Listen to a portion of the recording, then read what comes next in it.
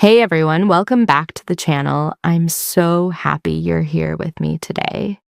If this is your first time joining us, welcome to our little community. I'm so glad you found us. We're all about creating deeper, more meaningful connections in our relationships, and I think you're going to love what we have in store. Before we jump in, would you do me a huge favor and hit that subscribe button? And make sure to turn on notifications so you don't miss any of our upcoming videos. I promise you the content we have coming is going to be so valuable for your relationship journey, and I don't want you to miss a single episode. Okay, so for those of you who've been following along with us, we're currently in an amazing series all about the role of vulnerability in building intimacy.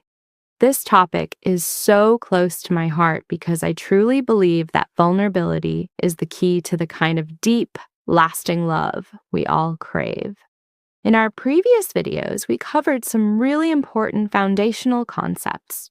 We talked about why sharing your fears makes you stronger, not weaker. And seriously, that video got such incredible feedback from you all.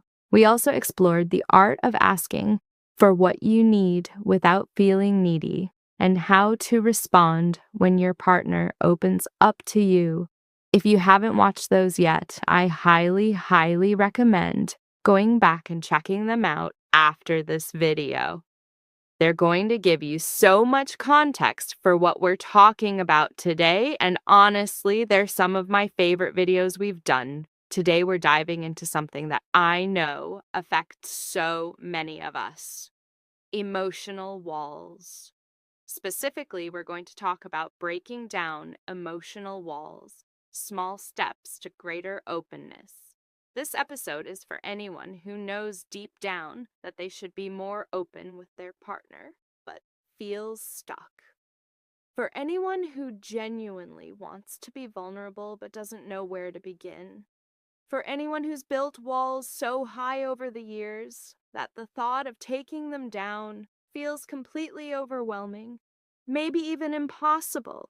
Here's what I want you to know right from the start. You don't have to tear down all your walls in one dramatic moment. Actually, that's usually not how it works at all. Breaking down emotional walls is a process. It's a series of small, intentional steps that gradually create more openness over time. And that's exactly what we're going to explore together today. So grab your coffee or tea, get cozy, and let's talk about how to start opening up. Even when every part of you is saying to keep those walls firmly in place. Let's dive in. Before we can talk about breaking down emotional walls, we really need to understand why they're there in the first place. Because here's something important. Your emotional walls aren't the enemy. They were built for a very good reason. At some point in your life, those walls actually protected you. Maybe you grew up in a home where expressing your feelings led to criticism or even punishment. Maybe you opened your heart to someone who broke it into a million pieces and you promised yourself you'd never let that happen again. Maybe you watched your mom or dad get hurt by being vulnerable and you learned early on that openness equals pain. Or maybe you've internalized messages from society, from your family, or from past relationships that showing emotion means you're weak or too much. Whatever the reason, your walls were built brick by brick as a way to keep yourself safe. They protected you when you really needed protection. They helped you survive difficult situations or painful relationships. And honestly, they deserve some acknowledgement for that, not judgment. But here's what happens as time goes on. The walls that once protected you start to become a prison. What kept you safe in one chapter of your life now keeps you isolated in a completely different chapter. The defenses that helped you survive past pain are now preventing you from experiencing present love. Your walls can't tell the difference between a real threat and an opportunity for genuine connection.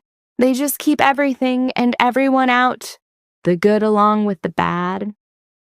I've worked with so many women and men too, who completely understand intellectually that their partner is safe, loving, and trustworthy, but emotionally, they still can't let them in. The walls are just so automatic. The defenses go up before they even realize what's happening. They find themselves shutting down, changing the subject, making everything into a joke, or even getting defensive and angry whenever conversations start going deeper or getting more vulnerable. I had a client once, let's call her Sarah, who described it so perfectly. She told me, "It's like I'm watching myself push my husband away from the outside, and I'm screaming at myself to stop, but I just can't. The walls go up automatically, and by the time I realize what's happening, he's already hurt and I'm alone again." That's really the heartbreaking thing about emotional walls that have stayed up past their expiration date. They're operating on old programming, protecting you from dangers that don't exist anymore while blocking you from the very intimacy you're desperately longing for. So, the first step in breaking down your emotional walls isn't actually about breaking anything at all. It's about understanding where your walls came from, understanding what they were protecting you from, understanding that having built them doesn't make you broken or damaged or too much. It makes you human. It makes you someone who learned how to survive. But here's the thing. Survival mode and thriving mode require completely different strategies.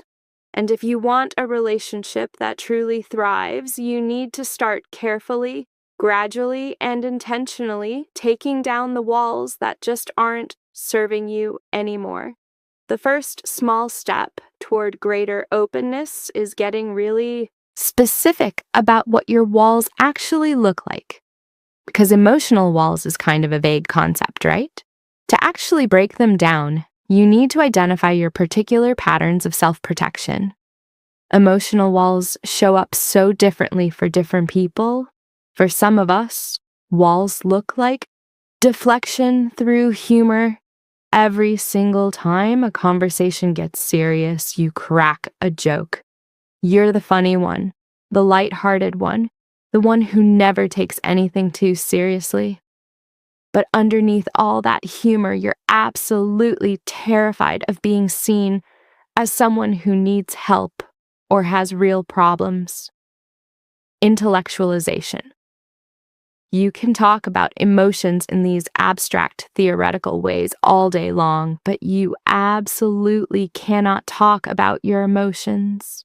You analyze feelings rather than actually feeling them. You discuss relationships like you're writing an academic paper instead of living in one. Anger as protection. Whenever you start to feel vulnerable, scared, sad, hurt, rejected, anger immediately swoops in to protect you. Because anger feels powerful, right? It keeps people at a distance. It prevents you from having to admit that you're actually wounded or hurting. People-pleasing and performing, you show up as the perfect partner, always positive, always accommodating, never needing anything from anyone. But it's all a performance. The real you, with real needs and real fears and real struggles, stays completely hidden because deep down you believe that version of you isn't lovable. Emotional numbness. You've shut down so completely that you genuinely can't even access your feelings anymore. When your partner asks you how you're feeling about something, you literally draw a blank. The walls have become so thick that even you can't see over them anymore, controlling everything. You keep every aspect of your relationship tightly managed and controlled because unpredictability feels dangerous. If you can control the relationship, you don't have to risk being vulnerable and potentially getting hurt. Withdrawal and stonewalling.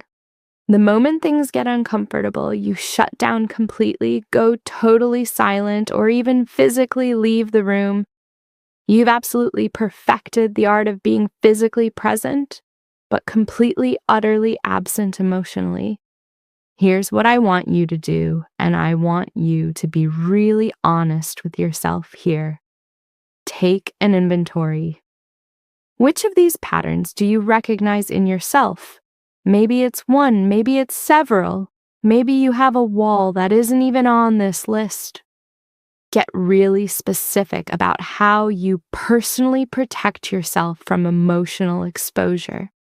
I had a client, I'll call her Michelle, who realized her wall was constant busyness. She worked incredibly long hours, filled every single evening with activities, volunteered for every committee and every project. She was literally never still long enough for deep conversations or any kind of emotional intimacy. Her wall wasn't anger or deflection. It was simply never being emotionally available for vulnerability.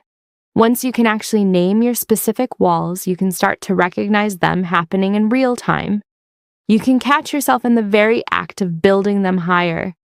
And that awareness, that's honestly the first crack in the foundation, because you truly cannot change patterns that you can't even see. The second small step is this, and it's so important. Start practicing vulnerability in low-stakes situations before you try to tackle the really big, scary stuff. One of the biggest mistakes I see people make when they're trying to become more open is going from 0 to 100. They've been closed off for years, maybe even decades, and then they decide they're going to have one massive, vulnerable conversation where they unload absolutely everything they've been holding back. And listen, sometimes that conversation goes really well, but often it's just completely overwhelming for both people involved. Think of it this way. If you haven't exercised in years, you don't start by running a marathon, right? You start with a walk around the block. You build your stamina gradually, step by step. Vulnerability works exactly the same way. You need to build what I call your vulnerability muscles slowly, starting with manageable risks. So what does low-stakes vulnerability actually look like? It's sharing small truths that feel slightly uncomfortable, but aren't catastrophic if they don't land perfectly. For example, I've actually been feeling a little anxious about that presentation I have at work next week. I was honestly a bit hurt when you made that comment earlier, even though I laughed it off in the moment. I've been missing you lately. I feel like we haven't really connected in a meaningful way in the past few days. I'm feeling really overwhelmed with everything on my plate right now. You know what? I actually don't know how I feel about that decision yet. I need some time to really think about it. Notice these aren't earth-shattering revelations, right? They're not deep childhood trauma or your absolute biggest fears. They're just honest, authentic expressions of what's happening inside you in the moment, and they matter so much because they're creating a pattern, a rhythm of openness in your relationship. Each time you share something real, even something relatively small, and your partner responds with care and genuine interest, you're actually proving to yourself that vulnerability can be safe. You're collecting evidence that contradicts the story your walls have been telling you for so long, that story that says opening up always, always leads to pain. I worked with a woman named Jessica who had these massive walls around anything related to insecurity or self-doubt. She came from a background where showing any kind of weakness got you criticized or made fun of. So she learned to present herself as completely confident and self-assured at all times. But inside, she had doubts and insecurities just like the rest of us. She just never, ever showed them. So we started really small. I challenged her to share just one small insecurity with her husband each week. The first week, she told him she felt a little self-conscious about some weight she'd gained.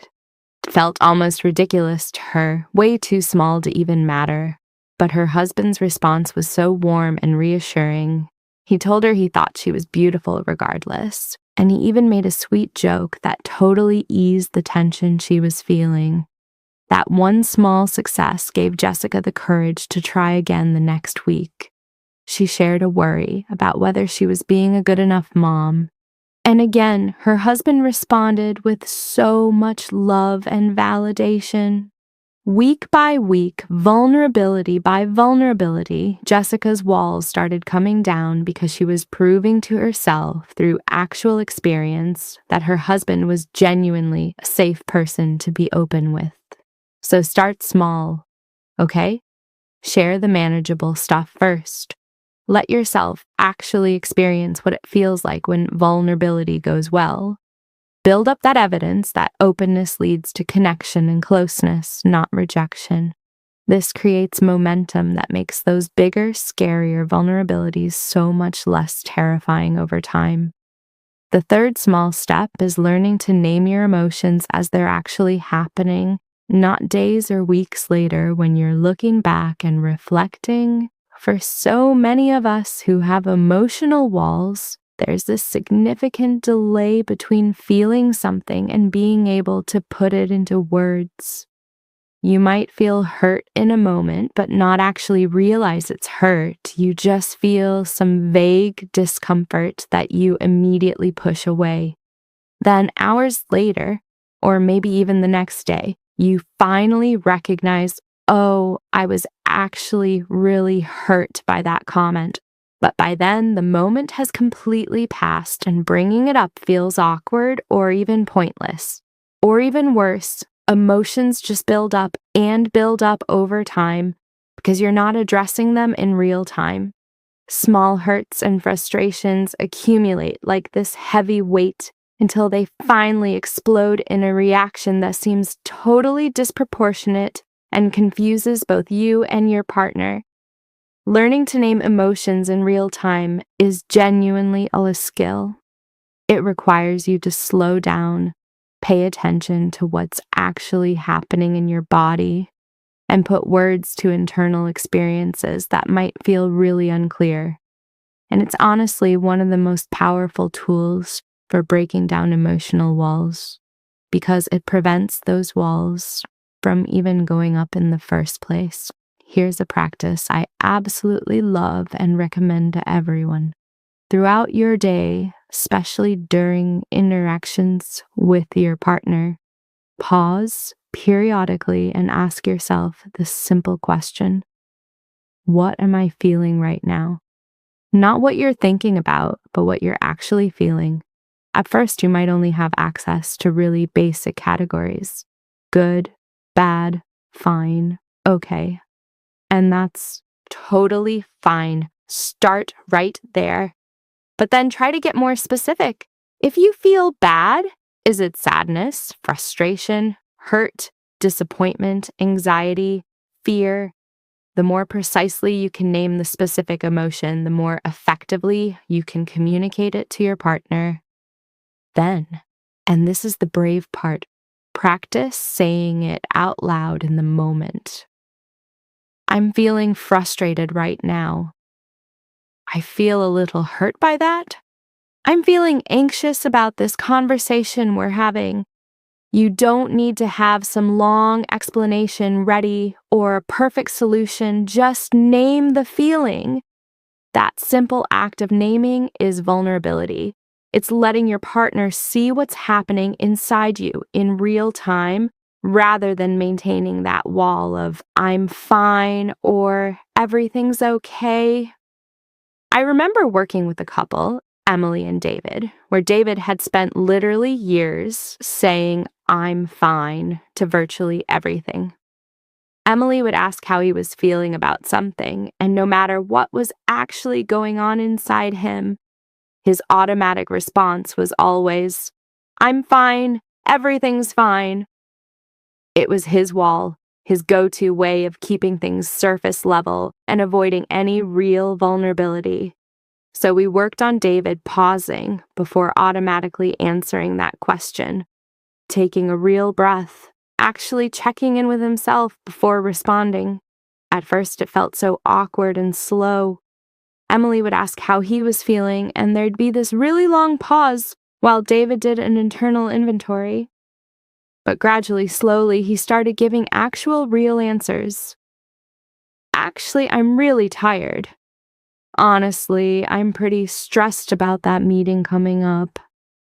I'm feeling kind of disconnected from you today, and I'm not sure why. Those real-time emotional check-ins absolutely transformed their relationship because Emily finally felt like she was getting to know the real David, not just his automatic defensive response. And David felt so much less burdened because he wasn't carrying absolutely everything alone anymore. Real-time emotion naming does something else that's really important too. It prevents resentment from building up like toxic sludge. When you can say in the moment, that actually hurt my feelings, you're dealing with things while they're still small and totally manageable.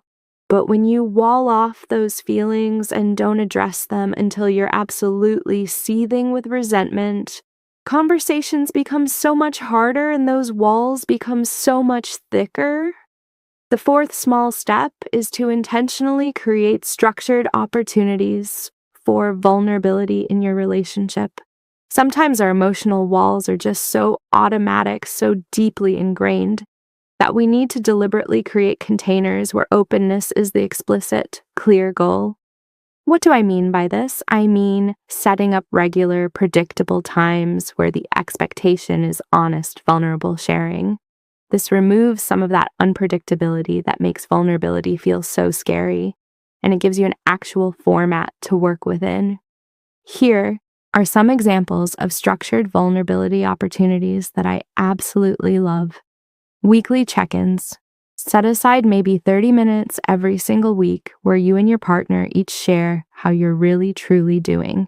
Not just logistics and schedules and to-do lists, but actual feelings, struggles, joys, fears, dreams. Make it a standing appointment on your calendar. Maybe it's Sunday evenings with a cup of tea or Friday mornings over coffee. The regularity of it makes it so much less daunting. Gratitude and struggle. Shares. Each evening before bed, take just 5 minutes where each person shares one thing they're grateful for from the day and one thing they're struggling with. This creates a daily rhythm of both positive and vulnerable sharing, and it's such a beautiful way to stay connected. Question prompts.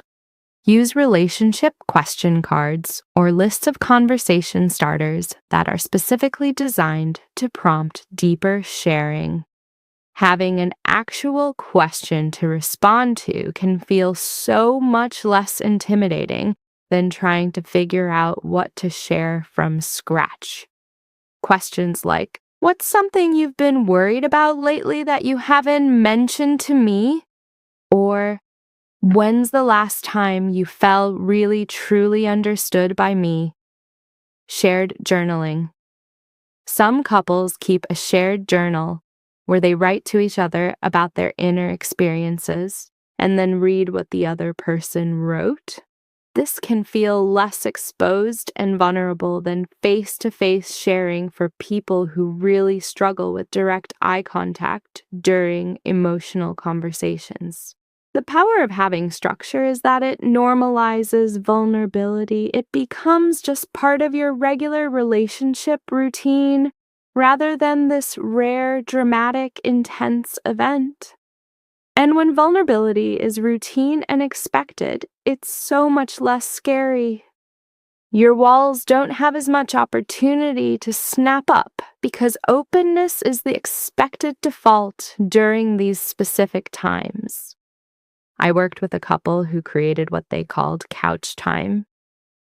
Every Wednesday evening after dinner, they would sit on their couch together for 20 minutes with absolutely no phones, no TV, no distractions whatsoever, and they would just talk honestly about their inner lives. At first, those 20 minutes felt like an eternity. They didn't know what to say. The silence was so uncomfortable, but they committed to showing up for it every single week, no matter what. After a few months, couch time became the most sacred, important 20 minutes of their entire week. It was where real conversations happened, where problems got aired out before they became full-blown crises, where emotional intimacy was actively maintained even during really busy or stressful seasons of life. The structure created safety because both people knew exactly what to expect and came prepared to be open and honest. Now, structure might feel kind of artificial at first, especially if you're used to believing that authentic connection should just happen spontaneously and naturally. But here's the reality. For those of us with really strong emotional walls, spontaneous vulnerability almost never happens. The walls are just too automatic, too deeply ingrained. Structure provides the framework, the scaffolding, that allows vulnerability to develop and grow until it eventually does become more natural and spontaneous. The fifth small step, and this one is absolutely crucial, so please pay close attention, is recognizing that breaking down your emotional walls genuinely requires a partner who's willing to meet you halfway. You cannot and should not have to do this completely alone. Part of what makes emotional walls so incredibly hard to take down is the very real fear about how your partner will respond when you finally are vulnerable. If your partner consistently responds to vulnerability with criticism, mockery, dismissiveness, or emotional withdrawal, then honestly, your walls are justified. They're doing exactly what they're supposed to be doing, protecting you from someone who genuinely isn't safe.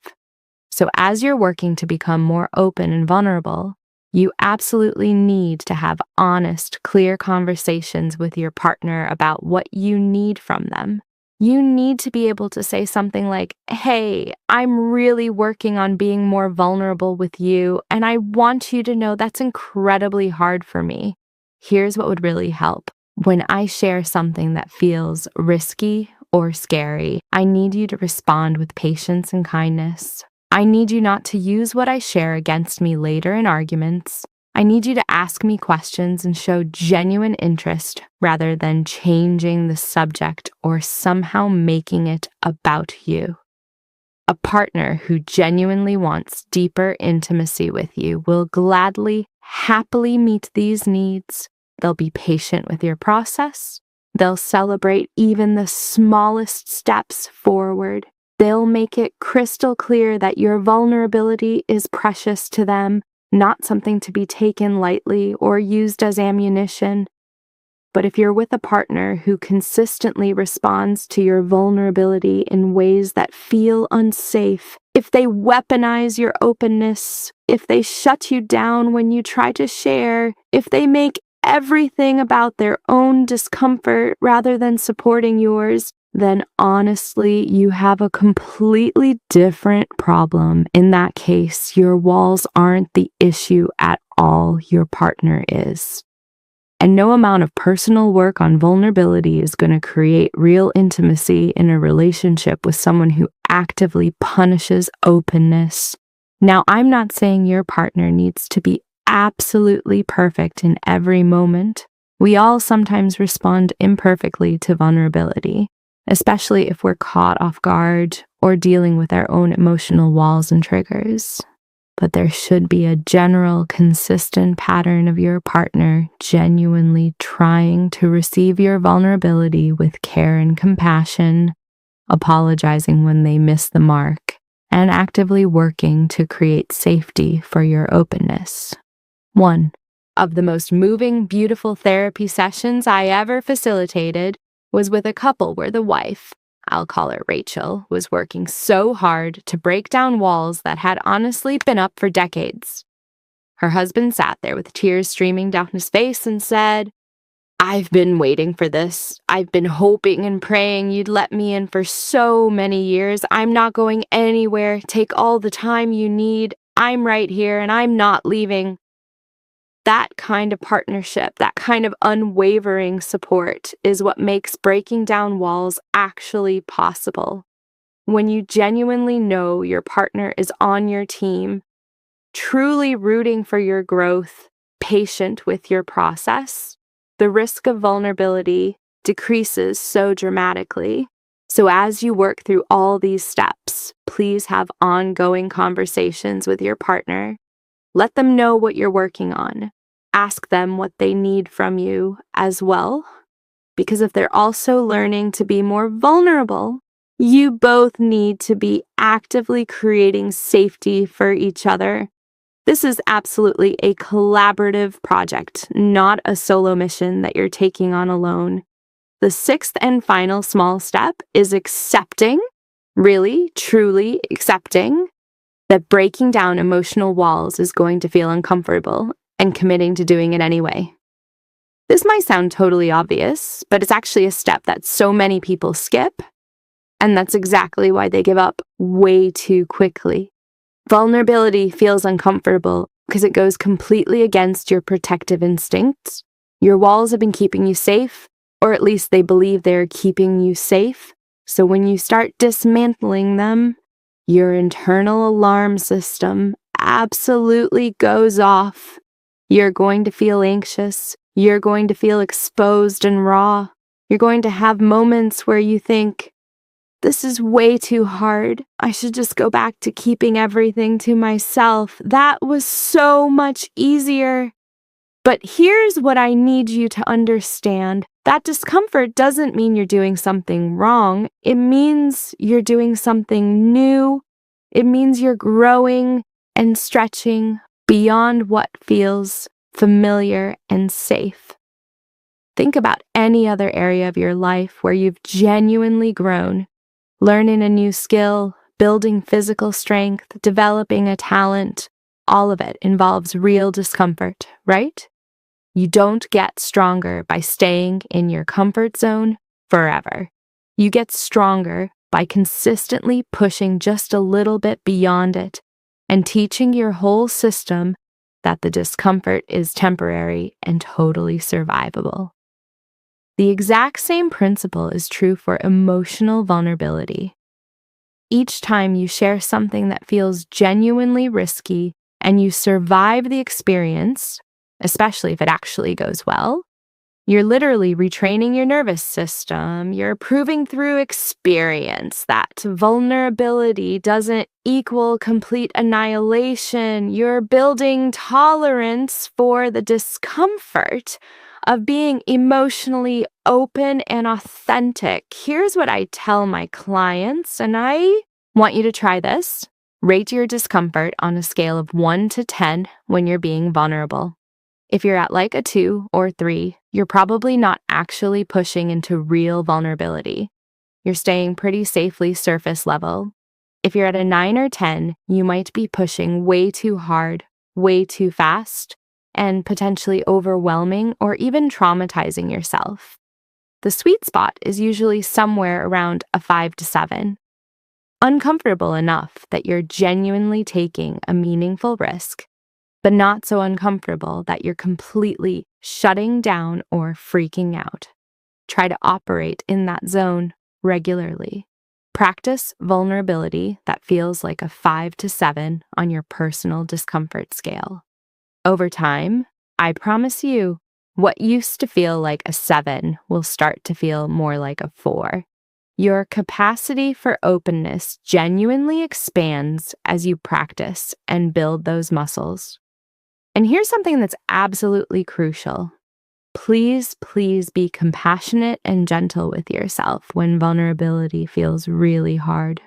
Don't beat yourself up for having walls in the first place, and don't criticize yourself for struggling to take them down. You're doing incredibly brave work. You're rewiring patterns that may have been firmly in place for literal decades. that deserves so much gentleness and self-compassion, not harsh self-criticism. I remember one client, let's call her Amy, who would get so frustrated and angry with herself. She'd say things like, "I should be so much better at this by now. Why is this still so incredibly hard for me?" And I would gently remind her, "Amy, you're not rewiring a few months of habit here. You're rewiring 40 years of survival strategy. Please give yourself credit for even showing up to do this work at all." Breaking down emotional walls is absolutely a marathon, not a sprint. There are going to be setbacks along the way.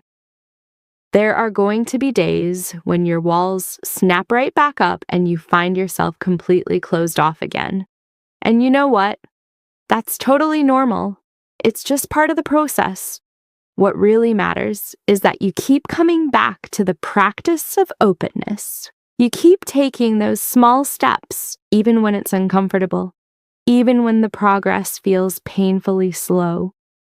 Here's what I really, truly want you to know as we wrap up today. The discomfort of breaking down emotional walls is temporary, but the intimacy you create by doing this work, that's lasting. That's forever. On the other side of your walls is the relationship you've always, always wanted. The one where you feel fully known and fully loved at the exact same time, where you don't have to perform or pretend or put on a mask, where you can bring your absolute whole self, all your struggles, all your fears, all your insecurities, everything, and be met with complete acceptance and genuine support. That relationship is absolutely worth the discomfort of getting there. It's worth all the small, awkward, vulnerable steps. It's worth every single risk you take. Your walls served you once upon a time, but they're costing you so much now. They're costing you real intimacy. They're costing you deep connection. They're costing you the incredible experience of being fully seen and deeply, unconditionally loved. And while taking them down brick by brick might feel slow and challenging, it's infinitely, infinitely better than spending the rest of your life isolated and alone behind defenses that just don't serve you anymore. You don't have to do this perfectly. You don't have to get it all exactly right. You just have to keep showing up for yourself and for your relationship. Keep taking those small steps toward greater openness. Keep choosing vulnerability, even when it feels scary and uncomfortable.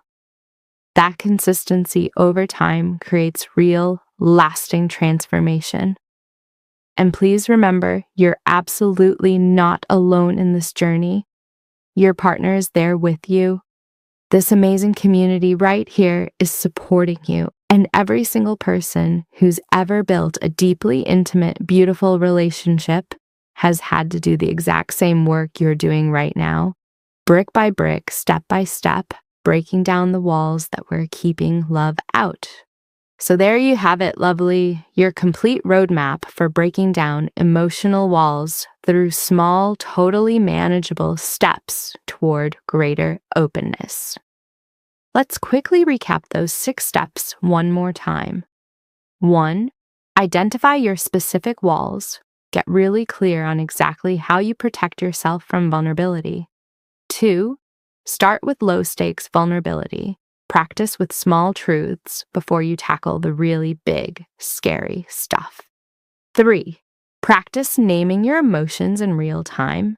Don't wait until feelings build up or important moments have already passed. 4. Create structured vulnerability opportunities. Make openness a regular, predictable, normal part of your relationship. 5. Work with a partner who meets you halfway. Make absolutely sure you're with someone who's genuinely safe for your vulnerability. 6. Expect discomfort and practice anyway. Remember that growth lives just outside your comfort zone. Remember, we're right in the middle of our series on the role of vulnerability in building intimacy.